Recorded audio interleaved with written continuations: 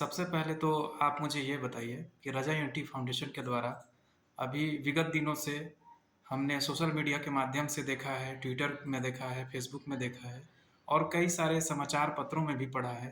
मदरसा शिक्षकों को लेकर के आपके द्वारा एक माँग की जा रही है। तो इस संबंध में सबसे पहले आप अपना परिचय देते हुए हमें बताइएगा कि आखिर मदरसा शिक्षकों का छत्तीसगढ़ में क्या हाल है और आपके द्वारा किन माँगों को रखा जा रहा है? मैं शादाब आलम रज़वी, रज़ा यूनिटी फाउंडेशन, अंबिकापुर जिला सरगुजा छत्तीसगढ़ की जानिब से मैं मदरसा बोर्ड के हवाले से कुछ बातों को रखना चाहूँगा। सबसे पहले तो मैं ये बता दूँ कि वर्तमान में जो मदरसा बोर्ड की जो स्थिति बनी हुई है, अगर उन हालात का जायज़ा अगर मीडिया बंधुओं के द्वारा ली जाए और उन समस्याओं पर अगर बात की जाए, तो आपको वहाँ पर ये दिखाई देगा कि उसकी जो हालत है बहुत ही ख़राब है। ऐसे में हम कुछ बातों को कुछ तथ्यों के आधार पर रखना चाहेंगे। 2016-17 से लेकर अभी 2022 तक अगर इसकी जांच पड़ताल की जाए तो बात सामने ये आती है कि जो शिक्षक जो छत्तीसगढ़ मदरसा बोर्ड में जो इस वक्त कार्यरत हैं और बच्चों को शिक्षा दे रहे हैं, उनको जो सरकार के द्वारा मानदेय जो मिलती थी वो इतने 4 से 5 सालों के अंदर अगर देखा जाए तो उन्हें नहीं मिली है, जो कि एक बहुत बड़ी समस्या है। ऐसे में रज़ा यूनिटी फाउंडेशन ने लगातार सोशल मीडिया के माध्यम से, ट्विटर हैंडल से, फेसबुक के माध्यम से और दीगर न्यूज़ पेपर के भी माध्यम से और न्यूज़ पोर्टल के माध्यम से और ख़ास करके ज्ञापन के माध्यम से भी तमाम जो केंद्र सरकार से लेकर राज्य सरकार तक को सूचना के तौर पर इन बातों को रखते हुए अवगत कराने का प्रयास किया है। चलिए। इस संबंध में हमने अपनी टीम रज़ा यूनिटी फाउंडेशन रायपुर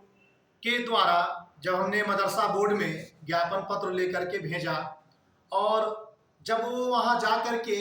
मदरसा बोर्ड के पदाधिकारियों से मुलाकात करके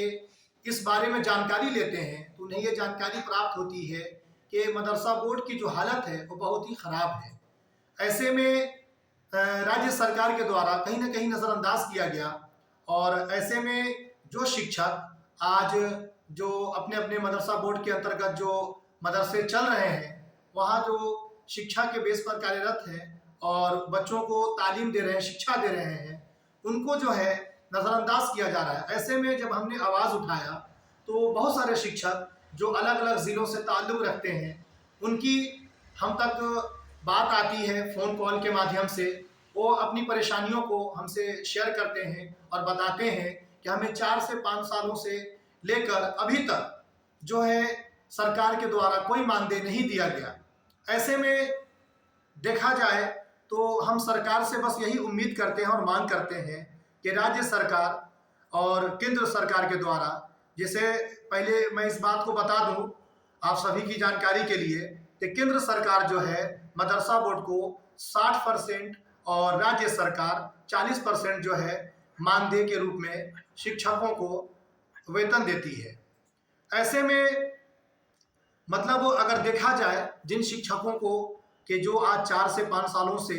जो मदरसा बोर्ड में पढ़ा रहे हैं, अपनी शिक्षा को बच्चों तक पहुंचा रहे हैं, तो ऐसे में हम राज्य सरकार से बस यही मांग करते हैं कि राज्य सरकार कम से कम जो 40% जो योगदान देती है मदरसा बोर्ड को, कम से कम वो अपने स्तर से जो 40% जो राज्य सरकार के द्वारा दिया जाता है, ये हमारे मुख्यमंत्री जी के द्वारा बड़ी आसानी से शिक्षकों को दी जा सकती है, लेकिन कहीं ना कहीं इन मसलों को भी नज़रअंदाज किया जा रहा है और जो अनुदान के रूप में जो राज्य स्तर से समझिए तो मुख्यमंत्री जी के द्वारा मदरसा बोर्ड को दिया जाता है, तो हम बस यही उम्मीद करते हैं कि कम से कम जो अनुदान जो राज्य सरकार देती है 40%, कम से कम उतना ही जो है शिक्षकों को दे दिया जाए, ताकि जो उनकी 4 से 5 साल तक जो मानदेय को रोका गया है और जो अनुदान राज्य सरकार जो देती है, कम से कम अपना अनुदान, चूँकि मुख्यमंत्री जी जो छत्तीसगढ़ राज्य से हमारे भूपेश बघेल जी हैं, यदि चूंकि उनके पास ये विकल्प भी है, वो चाहें तो आसानी से इसको दे सकते हैं। अभी इन्होंने बहुत सारी चीज़ों में बहुत ही अच्छा काम किया है, हम सराहना भी करते हैं, लेकिन चूंकि अल्पसंख्यकों के साथ कहीं ना कहीं नाइंसाफ़ी हो रही है, ऐसे में हम लगातार प्रयास कर रहे हैं। और पिछले 25 जनवरी 2021 को भी रज़ा यूनिटी फाउंडेशन ने तमाम अल्पसंख्यक संस्थान, हज कमेटी, उर्दू अकादमी, मदरसा बोर्ड और दीगर जो अल्पसंख्यक संस्थान हैं, तमाम संस्थानों को लेकर के रज़ा यूनिटी फाउंडेशन ने इस पर आवाज़ उठाया था। और शिव डहरिया जी जो कि प्रभारी मंत्री हैं सरगुजा से, उनके माध्यम से सीएम साहब यानी कि मुख्यमंत्री जी को हमने ज्ञापन के माध्यम से इन तमाम बातों को अवगत कराया था कि कहीं ना कहीं अल्पसंख्यक संस्थान को नज़रअंदाज किया जा रहा है। तो बस हम यही उम्मीद लेकर के इस वीडियो को हम आप तक पहुंचा रहे हैं कि जो भी अनुदान जो राज्य सरकार के द्वारा मदरसा बोर्ड में दिया जाता है, वो तमाम शिक्षकों तक कम से कम 40% ही पहुंचाने का प्रयास किया जाए। जी, इस संबंध में आपके रज़ा यूनिटी फाउंडेशन के प्रबंधक महोदय से जब मेरी बात हुई, तो उनके द्वारा बताया गया कि आप इसके अलावा एक ऐसी वैकल्पिक व्यवस्था चाहते हैं कि साल भर में जो इनको मानदेय एकमुश्त दिया जाता है, तो क्यों ना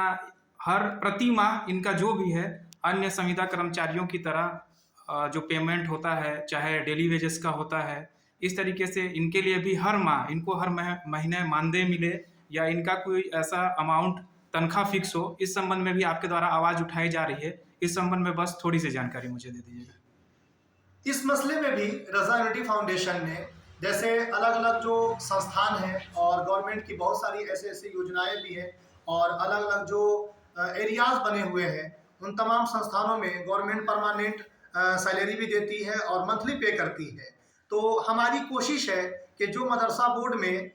जो कि 3 माह या सालाना के तौर पे जो दिया जाता है, हम चाहते हैं कि उनको महीना के हिसाब से पे किया जाए, उन्हें उनका अनुदान जो है महीना महीना दिया जाए, ताकि उनको आसानी से इन तमाम